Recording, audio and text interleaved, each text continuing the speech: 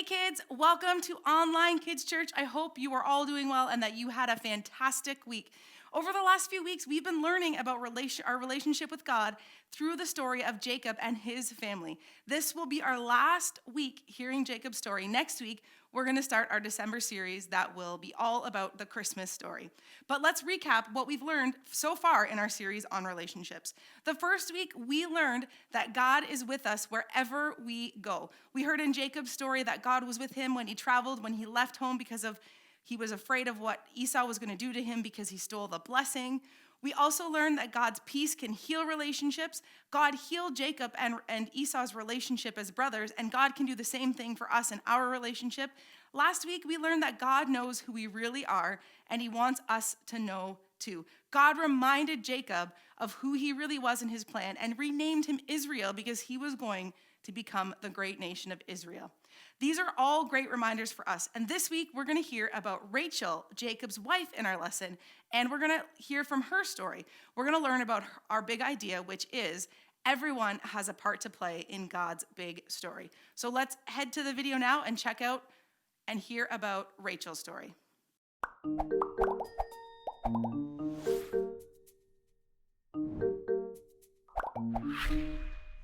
Hey guys, I'm Lauren. And I'm Elton, and today we're ending this series with a big idea that I really love. Everyone has a part to play in God's big story. That is so true. In life, we often overlook little roles or little things.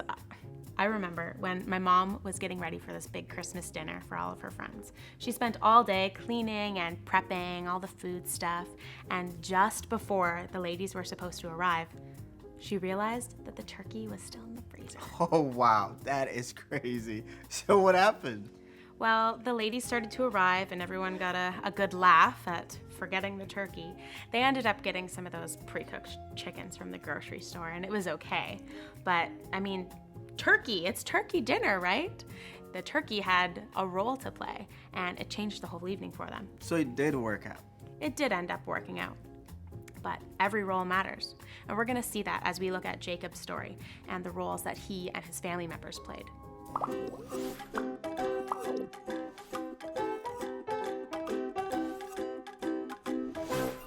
Why did the picture go to jail? Because it was framed. Hi everybody, it's Jen. I'm so glad that I am here with you again today. I want to tell you a story about when I was in grade 7 and I got to be a part of a musical at my church. I was really excited about this musical, but we all had to try out and audition to get different parts in the play. So I had to go in and practice, I had to sing and do some speaking and stuff, and I was a little bit nervous waiting to see what part I would get. But as it turned out, I ended up getting the lead role. I was the prodigal son, or prodigal daughter. They changed it because of me. But it was a really fun experience to be a part of this musical with all of my friends. So this story reminds me of today's big idea. Everyone has a part to play in God's big story. So today's God story is about Israel, aka Jacob. Do you remember Jacob? He's the grandson of Abraham, the son of Isaac. He tricked his dad into getting his brother's blessing. He ran away from Esau. Then he had a dream. He got married, had 12 kids, made peace with his brother, and then got his name changed to Israel. Yeah, that Jacob. Well, his story continues, and we're going to catch up with him and his family in Genesis chapter 35. Here's what happens next. So Jacob had just made a special altar at a place called Bethel where God had talked to him. So they started to travel from that place when Jacob's wife, Rachel, began to go into labor. She was going to have a baby. So let's read what happened. The woman who helped her saw that she was having problems. So she said to her, "Don't be afraid, you have another son." But Rachel was dying. As she took her last breath, she named her son Benoni, but his father named him Benjamin.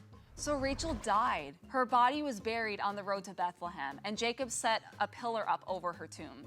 So just to recap, Rachel went into labor and had a baby, and her midwife told her that she had a son, Jacob's 12th son to be exact. Because of complications, Rachel died. They buried her and set up a pillar for her. And Jacob named his 12th son Benjamin. Sometimes we can read things in the Bible like what happened to Rachel and ask, why is that in there? Why do we have to know that Rachel gave birth and then died?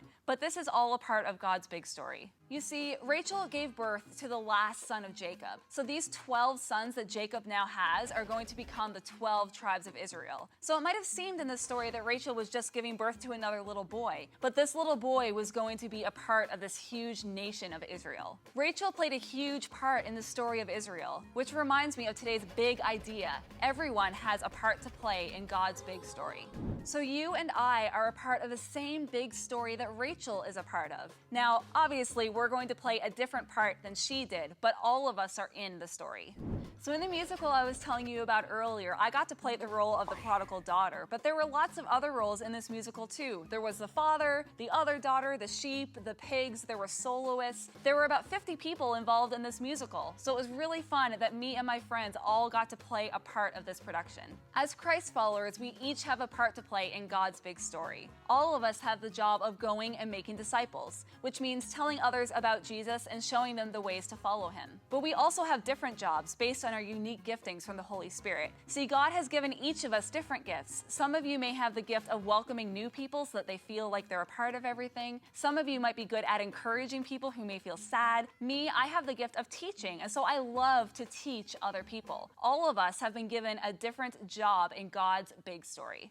So no matter how old you are or what you think you can or can't do, you need to know that everyone has a part to play in God's big story.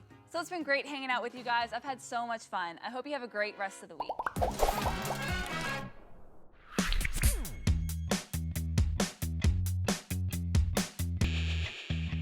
Stampede. Can you say the key verse before the stampede ends? Get ready. 3, 2, 1, go!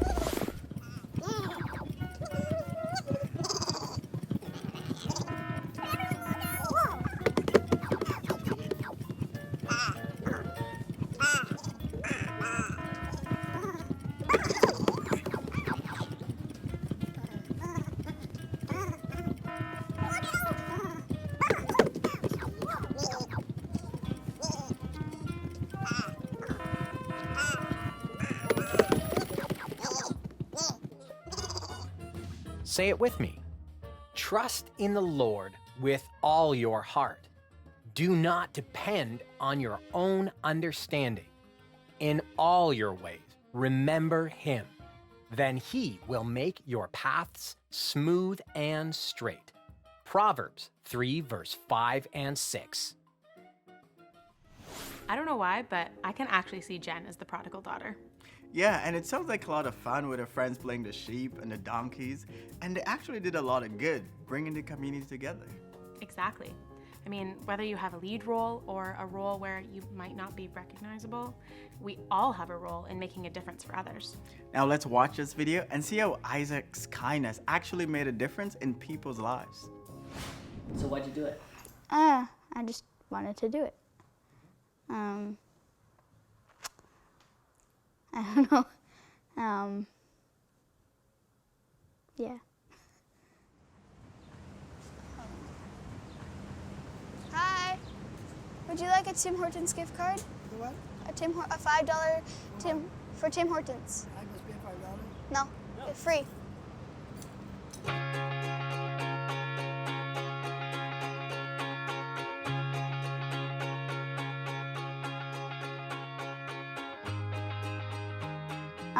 I'm Isaac. I'm 13. I live in the Holland Marsh, and there's all fields around me. I have barns, and I have carrots, onions, and beets, stuff all around us. I like to ATV, play with my dog. I have been ATVing for 2 years now. I go up and down my road, down a trail across the road, and sometimes in the fields.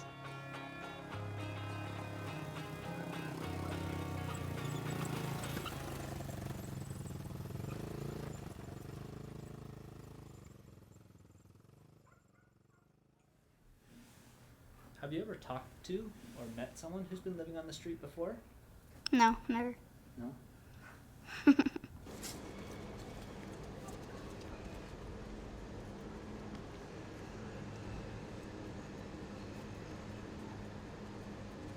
Isaac, what are you going to do now? We're going to go and hand out bags to homeless people. Isaac came to his dad and I at the tail end of the school year, just saying that he wanted to do a fundraiser to collect some items to give out to homeless people. He, in underground at church, was watching the Survive the Street series and just really, I think, gaining some insight and understanding to the fact that we have homeless people that are local. And it started a spark in him wondering how he could help. I wanted to raise over $150, and I said if I raised over $150, I would shave my head off. Shave my hair. I raised over $400.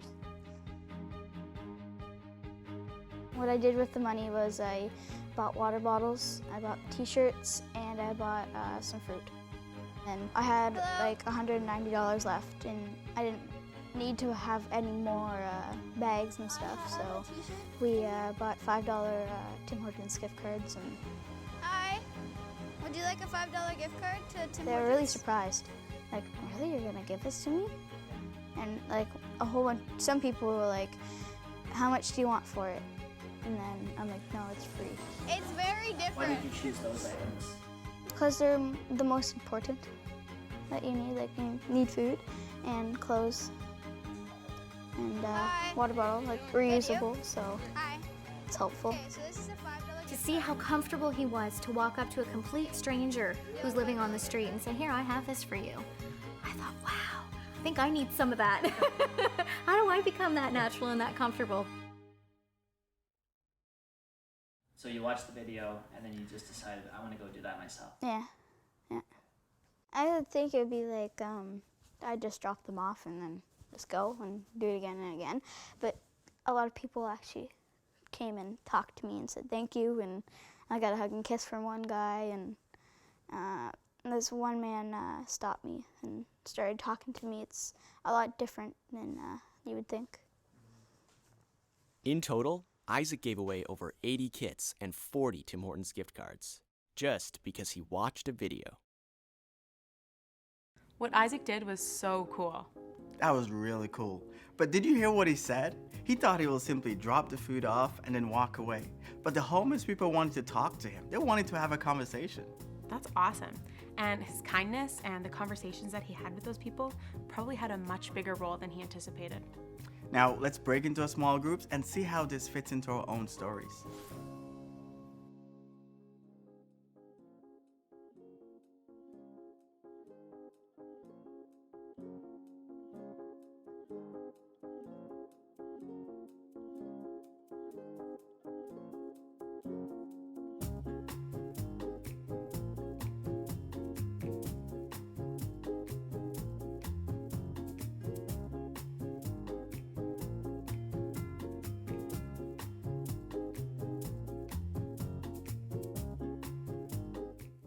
After Jacob made the special pillar, his wife Rachel went into labor, and sadly, she passed away right after she gave birth. It seems a little bit strange that the Bible would add that part in about Rachel dying, but the fact is she gave birth to Jacob's last son, his 12th son to be exact.